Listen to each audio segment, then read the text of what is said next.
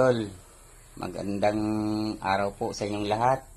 Sana'y nasa mabuti po tayong kalagayan, saan man kayo naroon ngayon. Okay? So ngayon mga idol, magbibigay po tayo ng update sa bangka na ginagawa po natin mga idol. Ito po mga idol, natapos na po natin balutin ang bahaging dulo ng ating bangka. Ayan mga idol.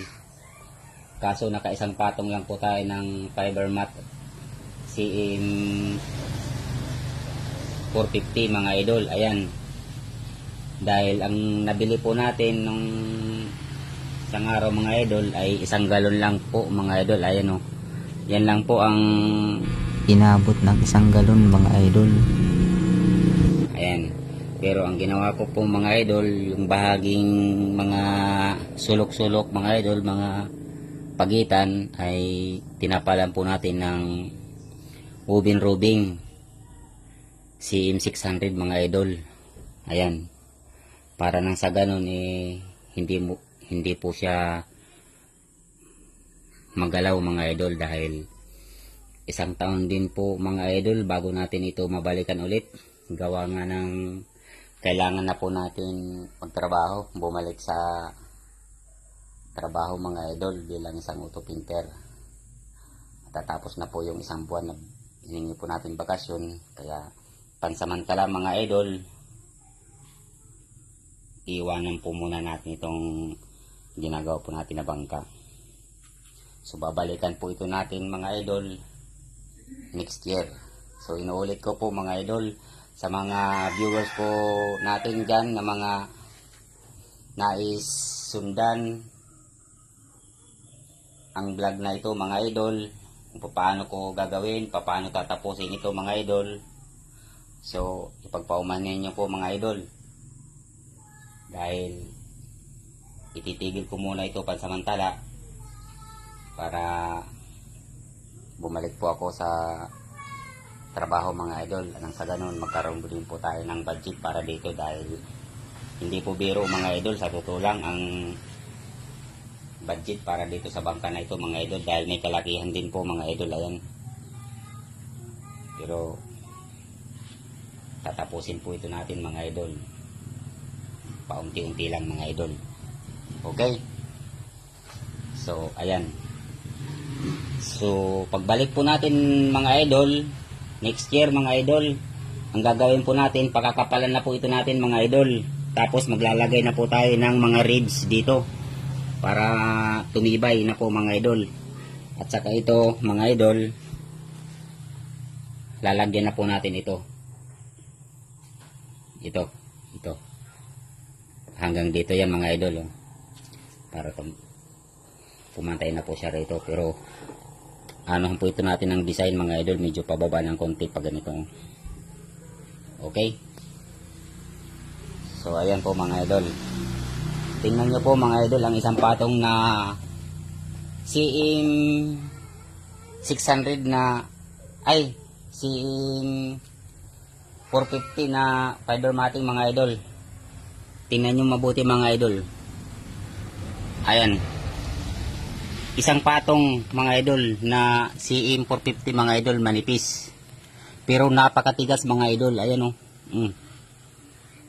napakatigas. Ayan, yan yung sobra mga idol. Ano pa kaya pag natapos ito mga idol, dahil gagawin ko po itong 6 na patong or 7 patong mga idol. Bali 3 patong nitong CM 450 mga idol na fiber matting, tapos mga siguro 3 or 4 din na patong na woven rubing mga idol. Kagaya nito, ito makapal tong woven rubing mga idol. Ayan o. Kaya panigurado po tayo mga idol na matibay po itong bangka na ginagawa po natin, dahil ganun po ang gagawin po natin. Bukod doon sa magiging 6 na patong or 7 patong ito mga idol na body niya, maglalagay din po tayo ng mga ribs dito mga idol, hanggang doon sa bahaging likuran mga idol. Okay, so ayan, Hanggang doon sa likod, maglalagay din po tayo ng gutter kagaya nito. Ayan po mga idol.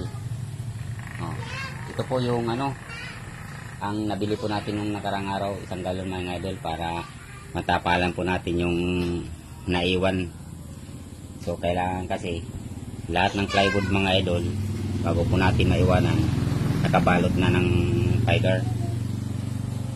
Okay? So ayan po ang update po natin mga idol. Ayan. Malaki-laki pa po ang gagawin po natin dito mga idol. Pero okay na ako mga idol, kampante na ako dahil nabuo na po natin ang bangka po natin na matagal na po natin pinangarap mga idol. Ayan. So, sa susunod po, pagbabalik po natin, tapal na lang po tayo ng tapal, pampatibay na lang po ang gagawin po natin dito mga idol. Okay? So, ayan. At saka yung bahaging likuran mga idol na hindi pa natapalan, sa pagbabalik po natin, saka po natin yan isasarado. Ayan. Okay? Ayan po mga idol ang bangka po natin.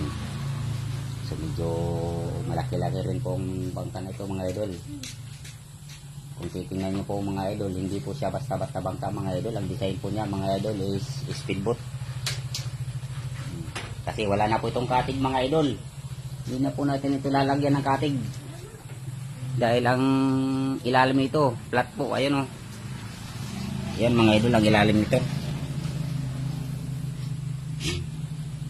Ayan po mga idol, ang ilalim nito. So yung bandang gitna, hindi na po yan makikita mga idol. Ayan.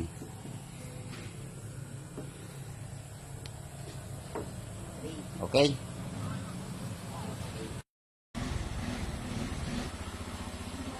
So nga pala mga idol, ito po yung natira po nating fiber matting CM 450 mga idol. At ito naman yung woven roving mga idol. So nilagyan na po natin ng packing tape mga idol dahil yun nga matagal po natin itong balikan. So ayan, marami-rami pa pong natitira mga idol. Ayan. So binalot na po natin ng maigi mga idol para hindi po siya sumingaw kasi hindi po ito pwedeng na mababasa mga idol. Ayan. Okay? So sa ngayon mga idol, medyo relax na muna tayo mga idol dahil malapit na po ang balik po natin sa ating trabaho mga idol.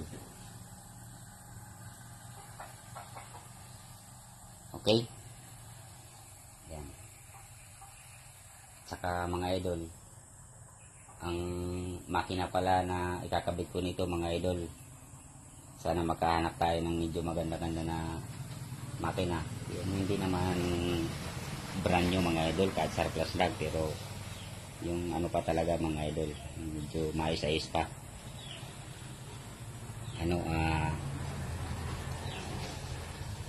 Pang sasakyan mga idol ang gusto kong ikabit dito mga idol.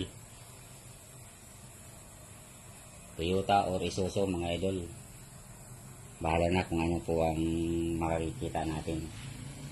Yan ang gusto kong ikabit dito mga idol. Dahil sa totoo lang mga idol, kaya yun ang gusto kong ikabit mga idol, mayroon pong transmission. Kasi ang plano ko po dito mga idol, susubukan ko pong patakbuhin ito sa kalsada mga idol. Lalagyan ko po ito ng gulong. Okay? Yan ang plano ko dito mga idol. So dito sa bandang likuran, maglalagay pa po ako ng extension para paglalagyan po ng differential mga idol. Yan, dito maglalagay pa po ako ng extension mga idol para paglalagyan po ng differential papunta ron. Ayan. So yan ang sinasabi kong kaabang-abang mga idol kung paano ko po ito gagawin, paano ko po ito patatakbuhin sa kalsada mga idol pagkatapos po natin mangisda. Pagkaahon sa dagat mga idol, dire-diretso po ito sa kalsada mga idol. Yan ang nais ko pong gawin dito sa bangka mga idol. Tapos dito sa bandang unahan mga idol, ang gulong na ikakabit po natin mga idol dito, isa lang. Dito. Maglalagay po tayo dito ng mga bracket mga idol para pagkakabitan ng gulong. Siguro kung makakahanap tayo ng malaking telescopic ng motor mga idol, yan po ang gagawin po natin, isang gulong lang. Ang mahalaga, mapatakbo po natin ito sa kalsada. Okay? Ayan. Pero ang purpose talaga nito mga idol ay gagamitin po natin pangisda. Okay? Sa laot po mga idol. So, yan ang kabang-abang dito mga idol. Okay? Thank you.